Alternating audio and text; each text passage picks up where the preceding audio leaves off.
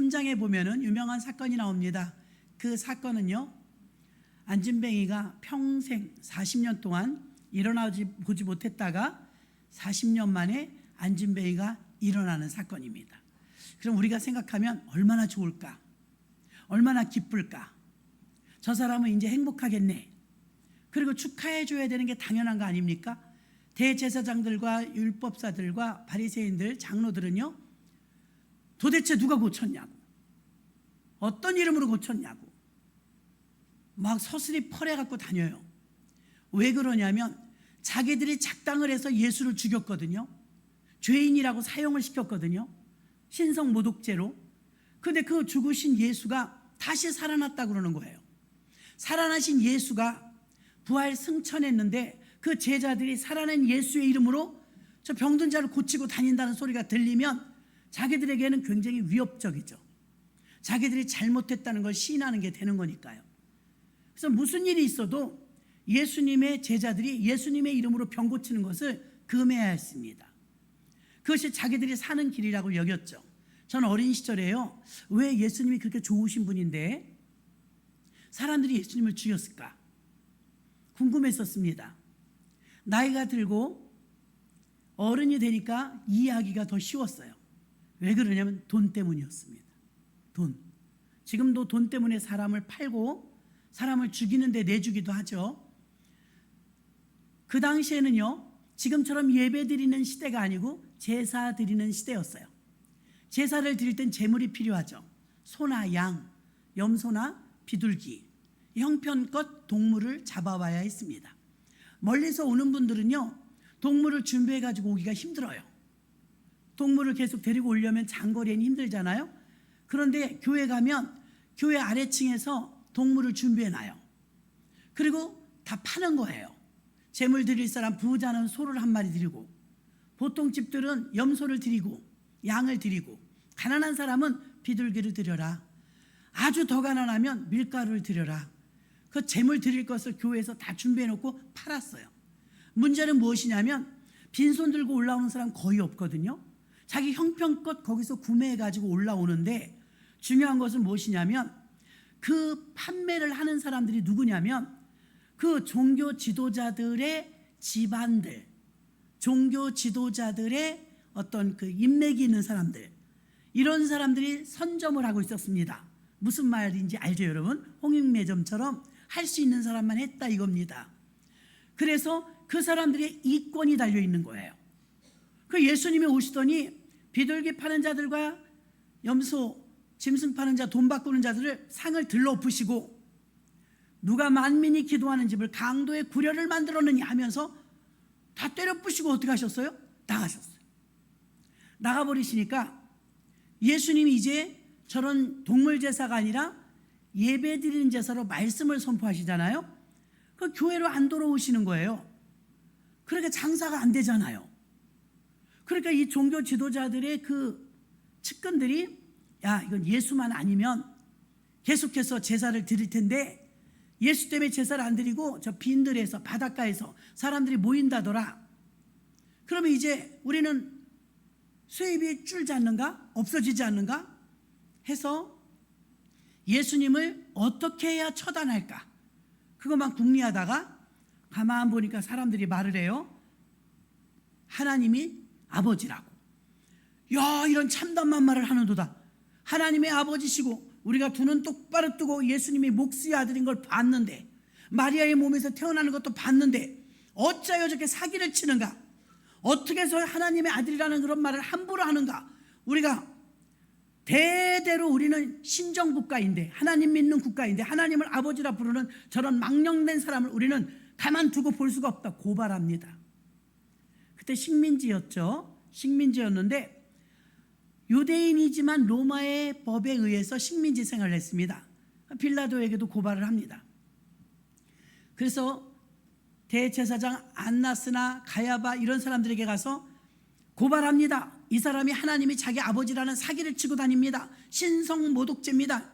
그러니까 유대에는 신성모독죄가 있어요. 그래, 그럼 신성모독죄 맞네. 하나님의 아들이라고 했으니 목수의 아들이면서 왜 하나님의 아들이라고 거짓말을 쳐? 고발당했어요. 근데 이제 이게 지방법원에서 대법원으로 가는 것처럼 예수님이 어디까지 갔냐면 빌라도 앞에까지 재판을 간 겁니다. 국내에서는 재판을 받았는데 빌라도 앞에 가니까 빌라도는 로마법을 적용하는 거예요. 야, 신성모독죄라는 게 뭐야? 우린 그런 거 없어. 신성모독죄는 없어. 니네 나라나 그런 거 있지? 지금 로마법에 식민지 당하면서 무슨 니네 나라 법을 가지고 와서 얘기하는 거야? 안 돼. 이 사람은 훈방 조치하겠다 그런 거예요. 훈방 조치. 타이르고 보내겠다 이거예요. 안 된다는 거예요. 사람들이 모여들어서 안 된다고, 절대 안 된다고. 그러니까 이제 머리를 씁니다. 큰일 났네. 신성모독죄가 없대 로마에는. 그럼 어떻게 죽이지? 어떻게 없애지? 궁리를 하니까 그러면 역적이라고 하자. 역적. 아니 무슨 역적 짓을 해서 역적이라고 하지? 아니야, 저 사람이 사람들이 근데 유대인의 왕이래. 하나님의 아들이라 왕이래. 그건 이제 영적인 왕을 말하는 건데 그걸 이제 바꿔버린 거예요. 왕이라고 고발하면 반역이잖아. 그럼 아무려면 로마에 반역죄가 없겠어? 그래갖고 대제사장들과 종교 지도자들이 다시 고발을 합니다. 신성모독죄가 없다고 하니까. 그래서 역적으로 뭐라고 말합니까? 아니 이 사람이 역적을 할 만할 정도로다가 정치인이 아닌데 왜 그런 고발을 하느냐, 직접 물어보시오 그러는 거예요. 그러니까 예수님 앞에 가서 여보시오 청년, 저 사람들이 당신이 왕이라고 그랬다 그러는데 당신이 유대인의 왕이 맞아? 유대인의 왕이 어디 있어? 왕은 가이사 하나야. 로마 황제 그 가이사가 왕이지 당신이 왕이라고 말한 게 맞아? 물었을 때 예수님이 가만히 계시던가, 내가 왜 왕입니까? 그대로 말하면 면할 수 있는데 네가 진짜 유대인의 왕이냐? 그러니까 네 말이 옳도다 그런 거예요. 네 말이 옳도다. 그러니까 이 참담하다. 어째요 로마 황제가 있는데 네가 왕이란 말이냐? 그러면 너희 유대인의 전례를 보면 명절을 맞이하면 특사로 죄수 하나를 풀어주는 전례가 있는데 지금 특사를 받을 사람은 여기 예수와 살인자 바라바가 있다. 그럼 빌라도 마음속에는 아무려면 경범죄에 해당하는 예수님을 풀어줘야지 살인자가 풀어지면 자기들이 위협을 당하는데 바라바를 놓아주라고 생각할 거라는 상상을 못했습니다. 그래서 군중들이 많이 모여 있는데 여기 두 사람 중에서 누구를 특사로 풀어줄까 그랬습니다. 예외의 말이 나온 거죠. 그 많은 군중들이 벌써 이제 물밑 작업을 한 겁니다. 정치 쇼처럼. 그래갖고 바라바 그러는 거예요. 빌라도가 섬찟했습니다. 아니 도대체 이 사람들이 왜 이러는 거야? 그러면 이 예수는 어찌하랴? 그 묻습니다. 그랬더니 모여든 군중들이 작당을 하듯이요. 그 민주주의가요 결코 좋은 것만은 아닙니다. 뭐라고 말합니까? 그 많은 민주주의가 십자가에 못 박아라, 십자가에 못 박아라, 억울한 노명을 쓰고요. 유대인의 왕이라고 한 것은요 영적인 왕이라는 의미였지 유대인의 왕이 정치적인 왕을 하겠다는 이야기는 아니거든요. 근데 그걸 그대로 몰아붙인 거예요. 자, 예수님을 이 죽였던 무리들은요 자기들의 물질에 손해가 나는 것을 견딜 수가 없었습니다. 자기들이 찔러 넣어준 사람들에게 수입이 없어지는 것을 견딜 수가 없었습니다. 개인적인 이기주의에 의해서 많은 사람들이 추종하며 예수님이 수많은 사람들에게 눈물을 씻어주고 병든 자를 고쳐주고 말씀을 가르쳐줬는데도 불구하고 자기들의 아주 조그만 이익이 없어짐을 시기 질투하여서 예수님을 십자가에 못 박아라, 십자가에 못 박아라. 그때 빌라도가 이렇게 말하며 똑똑합니다. 로마의 총독이었습니다. 세숫대에다 물을 가져와라. 다 보는 앞에 세숫대에다 물을 갖고 옵니다. 손을 씻습니다. 나는 이 사람의 죄에 대해서 손 씻는다. 아무 잘못이 없다. 이 사람 예수의 죄는 너와 너의 후손들이 받겠느냐? 이렇게 물었어요. 무서운 말 아닙니까? 이 사람 만약에 잘못 재판하면 그 죄값을 너와 너의 후손들이 받겠느냐 이 말입니다. 그랬더니 이 사람들 좀 보십시오. 우리와 우리 후손에게 돌리소서. 자기 후손들 망하는 일까지 한 거예요. 그 뒤의 결과는 히틀러를 통해서 유대인이 600만 명이 학살당하는 대고통을 겪게 됩니다. 자기들이 말한 것처럼 우리와 우리 후손에게 이 죄값을 돌리소서. 그 예수님이 십자가에 달려 죽으실 때 군사들이 죄패를 붙여요. 죄패. 우편의 강도, 좌편의 강도가 있었고 예수님은 강도 아니죠. 그 예수님의 머리 위에 죄목이 붙은 명패를 붙이는데 유대인의 왕 이렇게 썼어요. 이것은 자기들이 자칭 유대인의 왕이라고 했다고 조롱하는 의미로 썼지만 역사는 그렇게 말하고 있지 않습니다. 유대인의 왕을 죽인 겁니다. 그들을 죽이고 주동한 사람들이 대제사장들과 서기관들과 바리새인들이었습니다.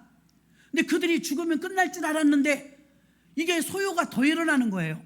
안진뱅이가 일어났대. 눈먼 자가 눈을 떴대. 병든 자가 고침을 받았대. 누가 그랬대? 예수가 부활해서 예수가 그랬대. 그 예수의 제자들이 병 고친대. 예수의 제자들이 기적을 행한대. 이런 소문이 나는 게 위협적이죠. 자기들이 죽였으니까요. 그래서 예수님에 대해서 그 제자들이 지금 안진뱅이를 일으켰는데 본질은 어때요? 40년 만에 걸을 수 있으니 환영받고 축하받아야 될 일임에도 불구하고 그 본질 팩트를 버리고 누구 이름으로 이런 짓을 하였느냐? 과연 누구 이름으로 이렇게 병을 고쳤느냐? 금하지 않았느냐? 누가 그 이름을 말하라 하였더냐? 하면서 계속 어려움을 주고 핍박을 줍니다. 저는 오늘 액트 29 교회의 확장이라고 했어요. 교회 확장. 오늘 여러분이 읽으셨던 이 대목 중에서 보면 5천 명이 막 하루에 모여드는 이런 역사가 있었다고 합니다. 이러면 여러분 3장까지는요 성령 받고 은혜 받고 전도하고 기뻤어요.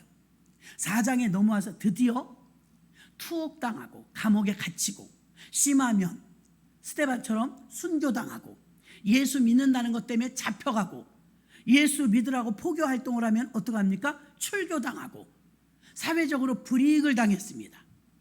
그런 어려움과 핍박과 이런 그 힘든 사건, 고통의 일들이 4장부터 시작됩니다. 성령 받고 은혜 받고 구원받았으면 승승장구 막 좋은 일만 있을 줄 알았는데 어려움이 있더라 이것입니다. 그럼 이 어려움은 정말 나쁘기만 한 것일까요? 그렇지 않아요, 여러분. 중국의 선교사님 부부가 안식년을 맞아서 코로나 이전 얘기입니다. 코로나 이전에 한국에 들어오셨어요. 제가 운전하고 가는데 극동방송에서 그분이 나와서 이야기를 하더라고요. 그런데 사모님, 선교사님 사모님께서 한국에 오셨는데 안식년이라 오셨다고 하죠. 예, 그렇습니다. 안식년인데 언제 들어가실 계획입니까? 예, 다음 달에 들어가려고 합니다. 안식년인데 더 쉬고 가시지 왜 다음 달에 가십니까? 중국에서는 교회에 예수 믿는 게 자유가 없어서 살얼음판을 걷는 것 같은 목숨을 걸고 예수를 믿어야 합니다. 그래서 한국이 얼마나 부러웠나 모릅니다. 내 고향 한국에 가서 마음껏 오살리 기도원도 가고 큰 교회 가서 철야도 하고 또 교회 찬송가 내놓고 다니고 이게 너무 부러워가지고 한국에 오면 하고 싶은 게 많았다는 거예요. 그래서 오살리 기도원도 가고 여의도 순복음교회 철야 예배도 가고 막 좋다는데 다 다니면서 너무 좋았던 거예요. 뭔가 한 달, 두 달 지나는데 마음이 이상하대. 공허하더래요. 이상하다. 내가 내 조국에 왔는데 예수를 마음껏 믿어도 아무도 핍박하지 않는 이 좋은 곳에 왔는데 내 마음엔 왜 기쁨이 없을까? 왜 기쁨이 없을까? 시름시름 기쁨이 사라지고 성령 충만했던 아주 능동적이었던 사람이 자꾸만 수동적으로 바뀌더랍니다. 그래서 곰곰이 생각해 보면서 기도하는데 그런 마음이 떠오른 거예요. 아, 내가 중국에 있을 때는 긴장하고 살았구나. 긴장을 늦출 수가 없는 게 한순간 잘못되면 죽으니까. 그러니까 언제나 기도하면서 24시간을 잘 때도 안 잘 때도 언제나 하나님을 의지해. 주님 도와주세요. 하나님 도와주세요. 오늘도 아주 중요한 데를 가는데 오늘도 들키지 않도록 공안을 만나지 않도록 주님 지켜주세요. 늘 그렇게 살았대요. 한국에 오니까 이제 늘어지는 거죠. 아무도 잡아가는 사람이 없어요. 마음껏 예수 믿어도 돼요. 소리 부르고 소리 지르고 찬송 불러도 돼요. 이 자유가 얼마나 좋은 건데 하다 보니까요 자기도 좀 시들해지다면 이제 편안하니까 그래서 야, 큰일 났다, 안 되겠다. 그래서 저희는 다시 중국으로 갑니다. 중국 가면 힘들지 않습니까? 힘들죠. 어쩌면 죽을지도 모르죠. 그러나 그곳에서 만난 예수님은 한시도 우리를 떠나지 않고 우리와 함께 하시고 지켜주시는 하나님이었습니다. 한국에서 제가 더 있다가는 믿음 다 까먹게 생겼습니다.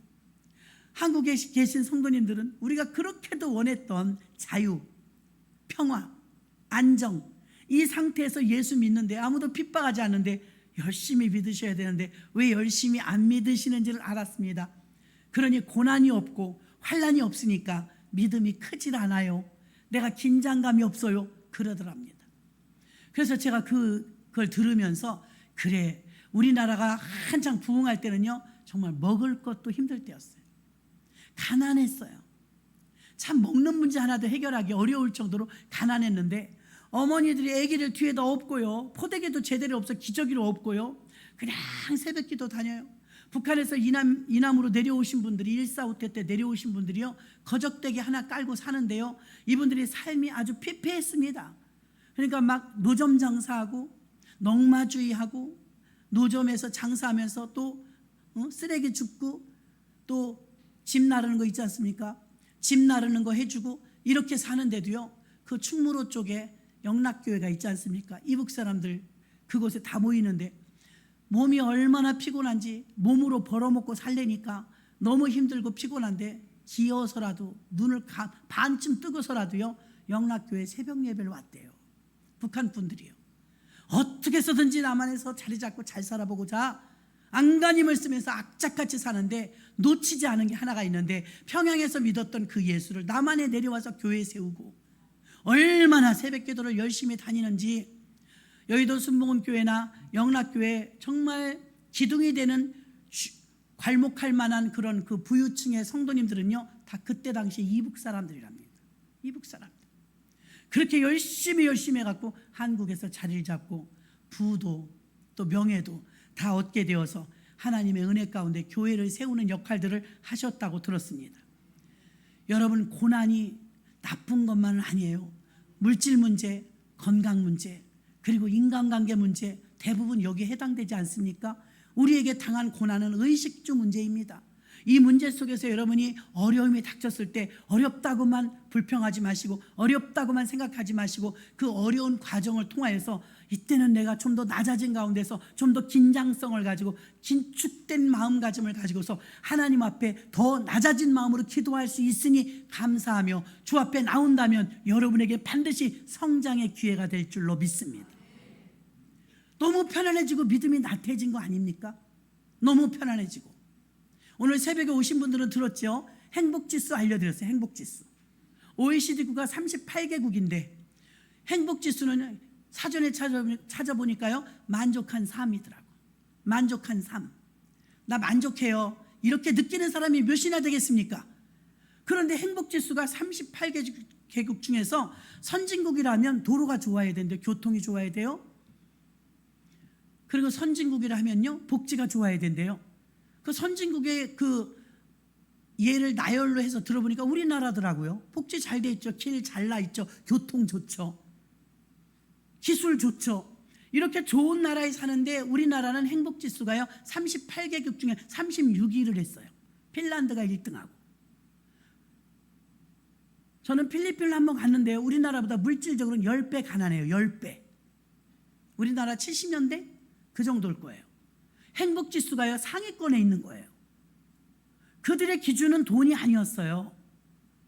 근데 우리나라는요 세계에서 가장 부러워하는 나라, 우리나라는요 세계에서 바라볼 때 가장 가보고 싶은 나라, 또 우리나라는 교통, 복지, 시스템 완벽하죠. 그런데 이 안에 살고 있는 우리들은 만족하지 않대요. 행복하지 않대요. 행복이 어디 외부의 조건으로 더 좋은 정부가 나타나야 행복할까요? 정치를 더 잘해야 행복할까요? 아닙니다, 여러분. 행복의 조건은 외부에서 오는 것이 아니라 행복의 조건은 내부에서 오는 것입니다. 나로부터 출발하는 것입니다. 하박국 선지자는 나는 무화과나무가 없어도 소출이 없어도 열매가 없어도 여호와로 인하여 기뻐하리로다. 시편 23편 1절엔 여호와는 나의 목자시니 내가 부족함이 없으리로다. 여호와를 목자 삼으면 부족함이 없고 만족한 삶을 살게 되는 줄로 믿습니다.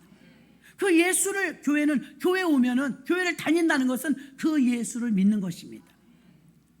제사장들과 사두개인들은 안진뱅이가 고침받은 사건보다도 논쟁을 하기 시작했습니다.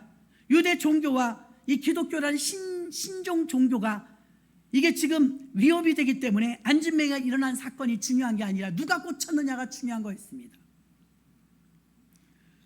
그래서 베드로는 계속 외쳤습니다. 이 사람을 걷게 하신 것은 나사렛 예수 그리스도 이름이 그를 고쳤으니 여러분께 나는 예수 그리스도를 소개합니다. 이렇게 말했습니다.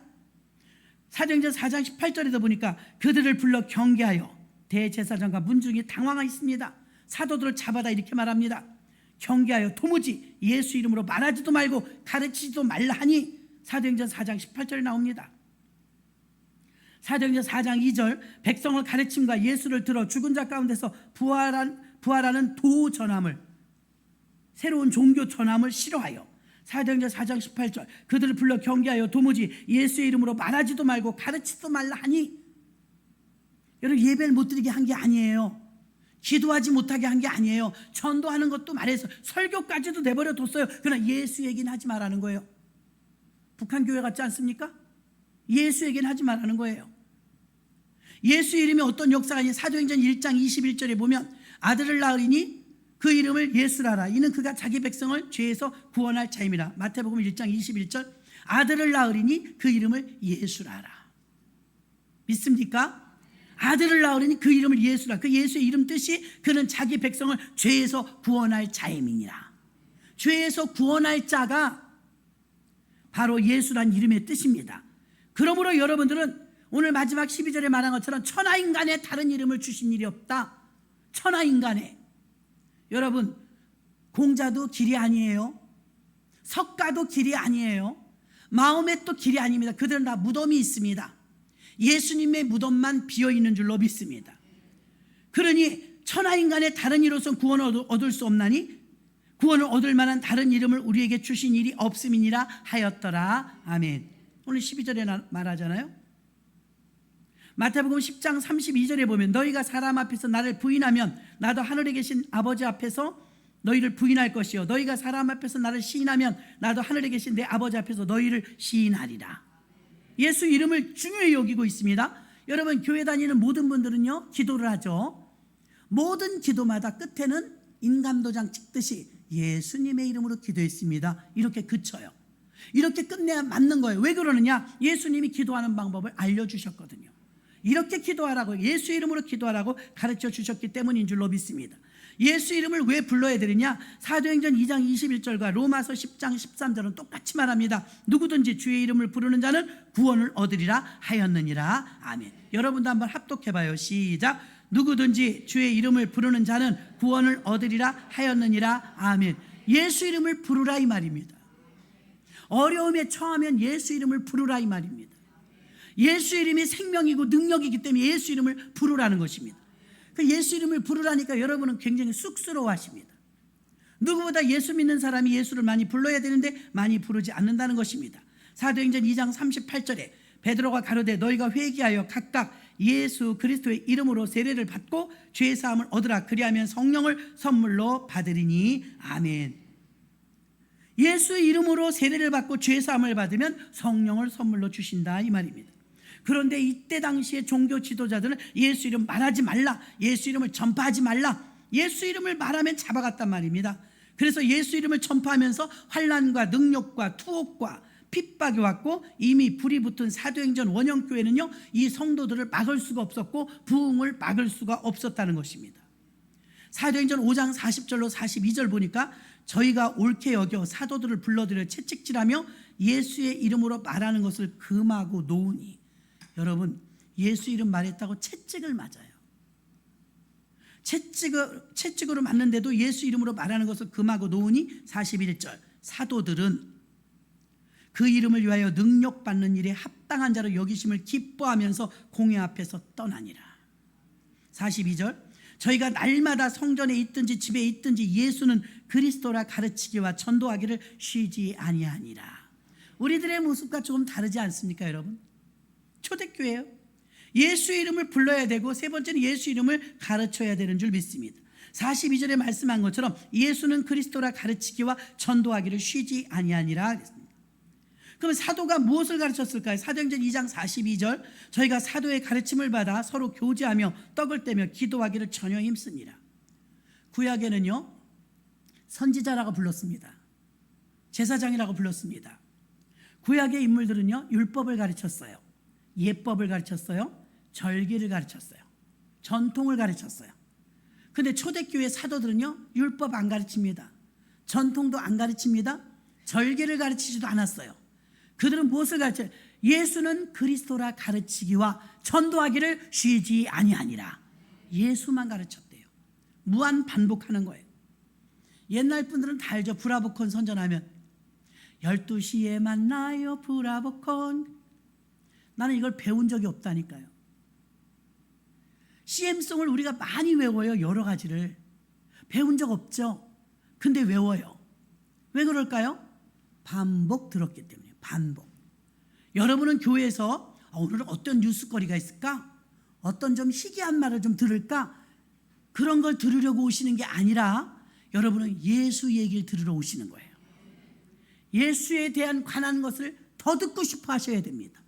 예수가 도대체 어떤 분인지 궁금해해야 합니다.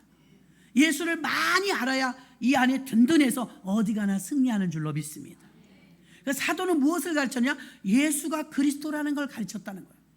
예수가 하나님의 아들이라는 걸 가르쳤다는 거예요. 그리고 사도들은 예배하는 법, 전도하는 법, 찬양하는 법, 기도하는 법, 교회에서 나누는 것, 헌신하는 것, 봉사하는 것, 이런 것 가르쳤죠. 그런데 옛날 율법 가르치지 않았다는 거예요. 이미 구복음이라는 것입니다. 사도들은 열심히 예수가 그리스도임을 가르친 줄 믿으시기를 바랍니다. 사도행전 2장 47절에 그 결과 구원받는 사람을 날마다 더하게 하시니라. 사도행전 4장 4절 말씀을 들은 사람 중에 믿는 자가 많으니 남자의 수가 약 5천이나 되었더라. 그래서 사도행전 5장 42절에 예수가 그리스도라 가르치기와 전도하기를 쉬지 아니하였더니 5천 명씩 전도되는 귀한 역사가 있었다는 걸 말해줍니다. 기름 부음 받은 자를 잠시 말씀드릴게요. 예수 그리스도 이렇게 말합니다. 그리스도란 말이요, 기름 부음 받은 자란 뜻이에요. 기름 부음 받은 자. 그러면 기름은 누구에게 붓느냐? 오늘날은 장로와 목사에게 붓죠. 옛날에는요, 왕, 선지자, 제사장에게 기름을 부었어요. 그럼 예수 그리스도가 주 예수 그리스도라고 말하니까 예수님은요, 왕적 기능, 제사장적 기능, 선지자적 기능이 예수님에겐 다 들어있는 거예요. 그럼 예수님은요, 이 그리스도나 왕이나 선지자나 제사장은요, 어떤 직임이거든요. 목사 그러면 목사가 이름이 아니잖아요. 어떤 직임이지. 이해되시죠? 그러면 그리스도도요, 직임을 말하는 거예요. 그 사명이 아니라면 그리스도란 말을 쓸 수가 없는 거예요. 근데 왜 구약에는 그리스도란 말을 안 썼을까요? 구약에는 한 건도 안 나옵니다. 기름 부음 받은 자란 말은 2번 나와요. 근데 그리스도란 말이 한 건도 안 나와요. 그리고 신약에는요, 563번이나 나와요. 자, 그리스도란 말이 왜 나중에 이렇게 쓰게 되었을까요? 그것은 그 직임, 왕, 제사장, 선지자, 이 직임의 성취, 그 직임을 완수했을 때, 완성했을 때 비로소 그리스도가 되는 것입니다. 그러니까 전에는 예수요, 예수님 부르다가 이제는 부활 이후에 예수가 십자가에서 완성하셨기 때문에 우리가 더 정확하게 부를 수 있는 이름은요, 주 예수 그리스도입니다. 한번 따라서 해보시기 바랍니다. 주 예수 그리스도, 주 예수 그리스도. 이렇게 부르면 완벽한, 가장 퀄리티가 높은 예수 이름이에요. 예수님 이름은 많아요. 별명도 많고요. 그런데 가장 정확한 예수님의 칭호는요, 주 예수 그리스도이십니다. 주는요, 나의 주인이라는 고백이에요. 나 대신 죽어주셨으니까 생명이 저당 잡힌 거예요, 주님께. 그래서 우리의 주인이 이젠 주님이라는 고백이고 주여 이런 뜻입니다. 그럼 주님은 주인이라는 뜻이고요, 예수 그리스도는 기름 부음 받은 자, 그 직임의 성취를 이룬 자, 예수는 그의 이름입니다. 그러니까 주 예수 그리스도 이름을 부르면요, 우리를 구원해 주시는 역사가 있는 줄로 믿습니다.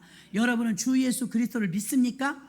여기 모인 우리 모두는 주 예수 그리스도를 믿으러 오신 줄로 믿습니다. 예수가 주 예수 그리스도가 되신 것은 십자가에서 부활의 완성을 이루었기 때문에 완전해진 줄 믿습니다. 마태복음 16장 16절로 18절에 보면 시몬 베드로가 대답하여 가로되 주는 그리스도시요. 이건 지금 예수님 십자가 죽기 전입니다. 시몬 베드로가 대답하여 가로되 주는 그리스도시요 살아계신 하나님의 아들이시니다. 예수께서 대답하여 가라사대 바요나 시몬아 내가 복이 있도다. 이를 내가 내게 알게 하니는 혈육이 아니요 하늘에 계신 내 아버지시니라. 또 내가 내게 이르노니 너는 베드로라. 내가 이 반석에 내 교회를 세우리니 음부의 권세가 이기지 못하리라. 왜 예수님은 베드로의 이 고백을 귀히 여겼냐면 바요나 시몬아 복되도다 칭찬하셨거든요. 이미 베드로가 주 예수 그리스도라는 걸 고백했어요. 이건 대단한 경지입니다. 왜냐하면 예수님이 십자가 사건 이전이거든요. 이렇게 대답한 사람이 한 명도 없잖아요. 그 예수님이 이것을 고백함으로 인해서 야, 너 그걸 알게 한 것은 혈육 부모가 아니다. 부모가 가르쳐줘서 된 것이 아니라 하늘에 계신 하나님이 알려주셨구나. 이렇게 말한 줄로 믿습니다. 베드로의 이 고백의 칭찬은요, 주 예수 그리스도가 들어있기 때문이에요.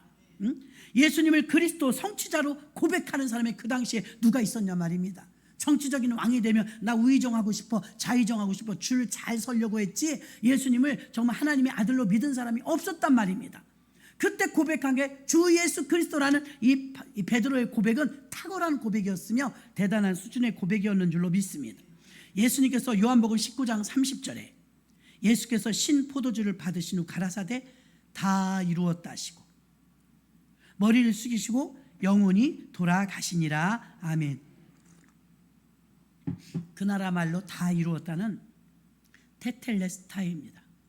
테텔레스타 하고 주님이 운명하신 거예요.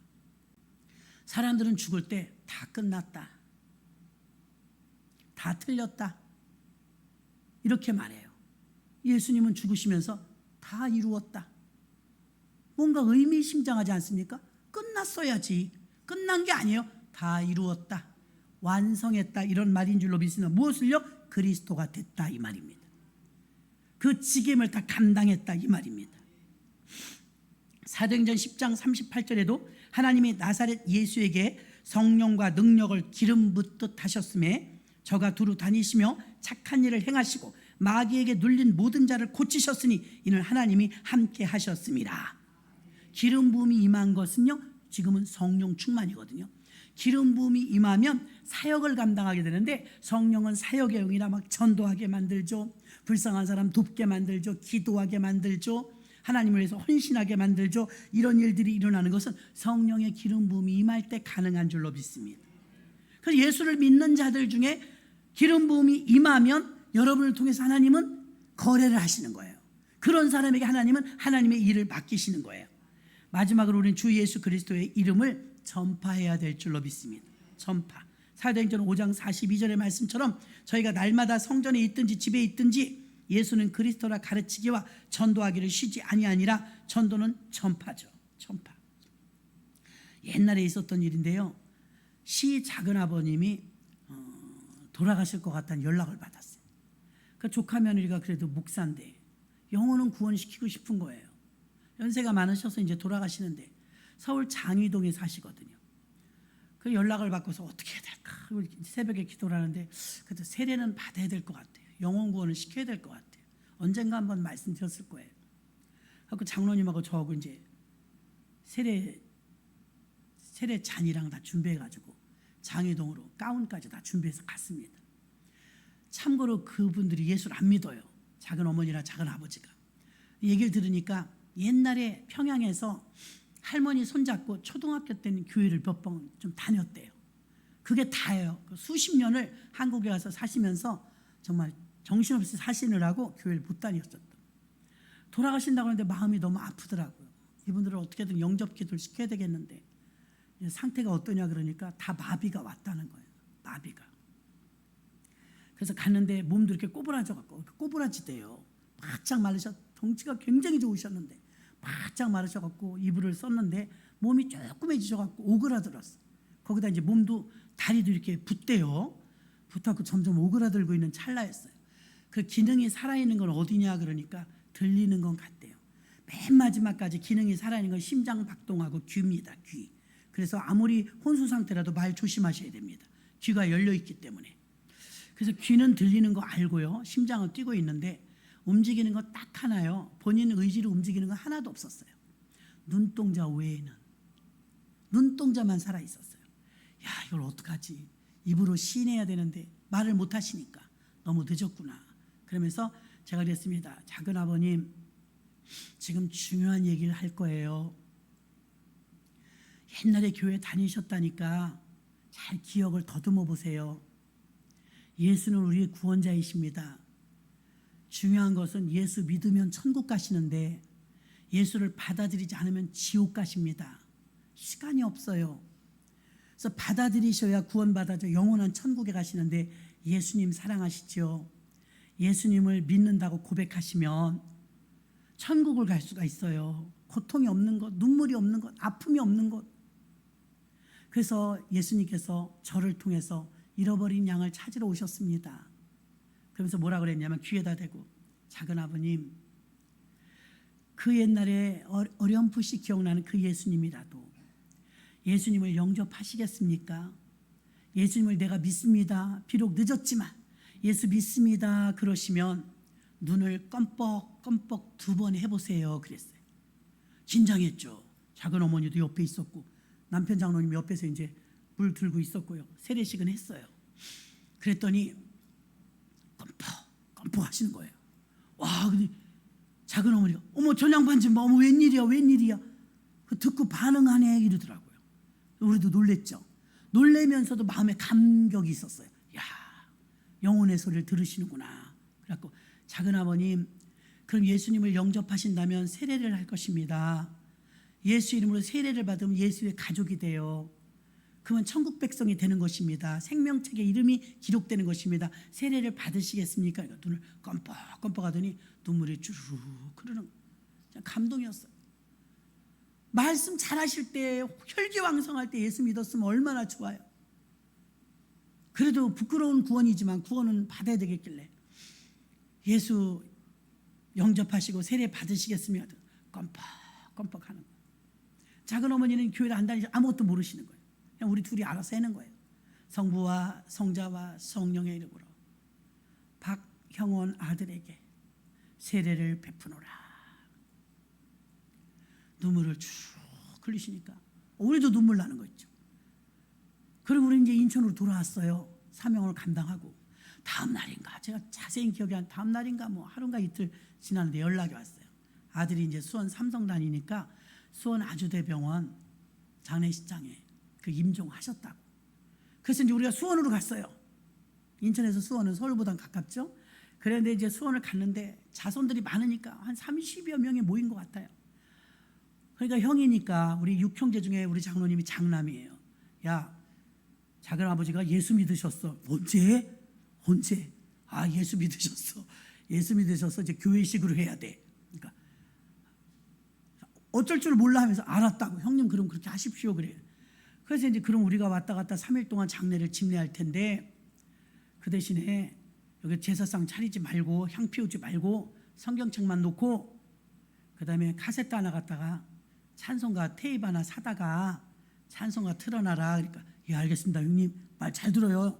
그쪽 집안들은요 장신이요 190이에요 190. 이쪽은 다 작아요. 작은데 다 형님 그랬는데 그 다음 예배를 드리러 갔어요. 장례 예배는 3일 동안 계속 가잖아요. 갔는데요 어디서 계속 소리가요 어두운 밤에 깜깜한 밤에 막 이런 찬송 소리가 들리는 거예요. 깜짝 놀랐어요. 갔더니요 찬송가 테이프 사다가 틀으라고 했더니요 찬송가 복음성가 구분을 못 해갖고요 복음성가를 사다가 그걸 틀어놨더니 막 그냥 신나는 노래를 틀어놓은 거예요. 아이고 얼마나 웃었나 몰라요. 그래갖고 아니 찬송가를 샀어야 되는데 복음성가 테이프를 산 것 같다고. 어쨌든 뭐 그게 중요한 건 아니니까. 그래서 예배를 드리는데 이제 그때 이제 우리 부사역자들도 갔었죠. 그래서 예배를 드리는데 그 식구들이 다 한 명도 딴지 거는 사람이 없이 그 수많은 사람들이 다 와갖고 전부 서서 그 넓은 특실 얻어가지고 예배를 드리는데 감격적으로 예배를 드리고 잘 모셔서 하마터면 지옥 가실 뻔한 영혼을 천국 가게 하는데 그때 제가 쓴 무기는 예수 이름이었습니다. 저는 그 뒤에도 임종을 앞둔 많은 분들에게 가서 기도해 줄 기회가 많아요. 그럼 갑자기 뇌사 상태 가신 분도 있거든요. 가면요 제가 귀에다 대고 말합니다. 무서우시죠? 깜깜하시죠? 두려우시죠? 생소한 목소리라서 더 두려울 거예요. 그래서 여러분이 주변에서 쓰러지신 분이 계시면요 자주 듣던 목소리를 들려주시는 게 좋습니다. 안정감을 찾으니까요. 저는 교회 목사입니다. 걱정하지 마세요. 그리고 두려워하지 마세요. 그리고 마음속으로 이렇게 외쳐보세요. 예수님 도와주세요. 예수님 이름을 부르시면 부인도 못 쫓아오고 자녀도 못 쫓아와도 예수님은 옆에 계십니다. 지금 도움을 받을 수 있는 분은 유일하게 예수님 한 분뿐입니다. 이 지금 중환자실에는 면회가 안 되기 때문에 예수 이름을 부르셔야 예수님이 도와주십니다. 그럼 무섭지 않습니다. 무서우면 예수님 이름 부르세요. 예수님 이름의 뜻이 구원자입니다. 예수 이름을 잊어버리시면 안 됩니다. 예수님 이름을 부르셔야 됩니다. 의식이 있을 때는 입으로 부르게 하지만 의식이 없을 때는 막 듣든지 아니 듣든지 넣어주는 거예요. 바빠 죽겠는데 뭐 예수 믿으면 이게 좋습니다, 저게 좋습니다, 그런 말할 시간이 없어요. 오직 예수 그리스도만 넣어주는 거예요. 임종을 아픈 분들이나 임종을 앞둔 분들에게는요, 예수 얘기보다 귀한 얘기, 예수 얘기보다 그 힘 있는 얘기는 없는 줄로 믿습니다. 그래서 예수 이야기를 막 넣어줘요. 예수 이름으로 일어서는 분도 있고요, 예수 이름을 듣고 저희 작은아버지처럼 천국 가신 분도 계시고요. 확연하게 느낍니다. 돌아가시고 나서 갔는데 정말 몸이 요만하시지 않습니까? 그 뼈며 몸이 다 굳어 있는데요, 예수 믿고 구원받으면 특징이 뭐냐면 몸이 부들부들해요. 신기할 정도로 부들부들해요. 편안하시고 얼굴도 화장한 것처럼 아름다우십니다. 자, 이 예수 그리스도는요, 마태복음 16장 16절은 예수님이 십자가 달리기 전입니다. 교회가 생기기도 전입니다. 그런데 예수님께서 내가 이 반석 위에 내 교회를 세우리니 음부의 권세가 이기지 못하리라. 이미 교회에 대한 선포를 하셨고요. 저는 그리스도시요 살아계신 하나님의 아들이십니다. 오, 너 올바로 대답했다. 주 예수 그리스도란 말 아무도 모를 때 베드로는 이미 주 예수 그리스도라는 고백, 그래 내가 구원을 완성한다는 걸 너는 신뢰하는구나. 이걸 알게 하는 것은 부모님이 아니요 형제가 아니라 바로 하늘에 계신 내 아버지시니라. 이렇게 말씀하신 것입니다. 그래서 요한복음 19장 30절에 다 이루었다는 무엇입니까? 다 완성했다.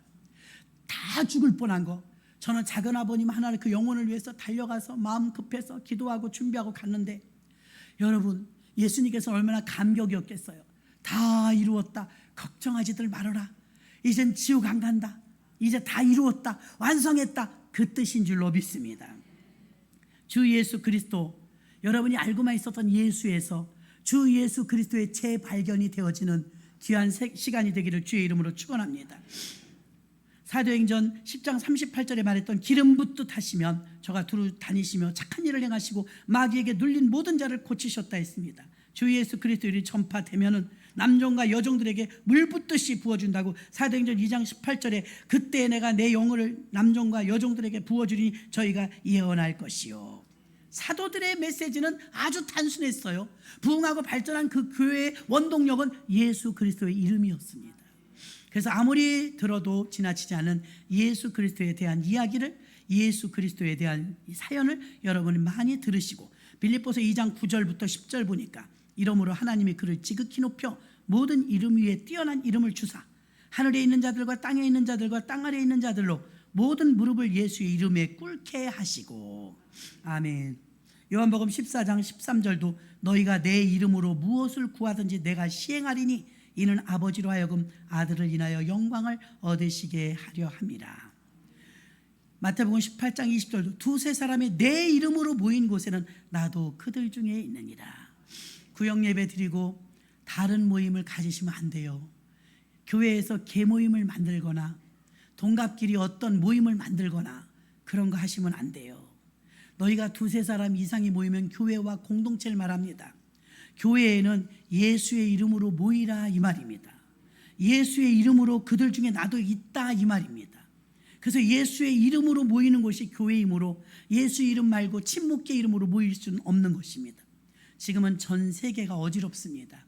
전쟁과 지구온난화로 생태계가 위협을 받고 있습니다.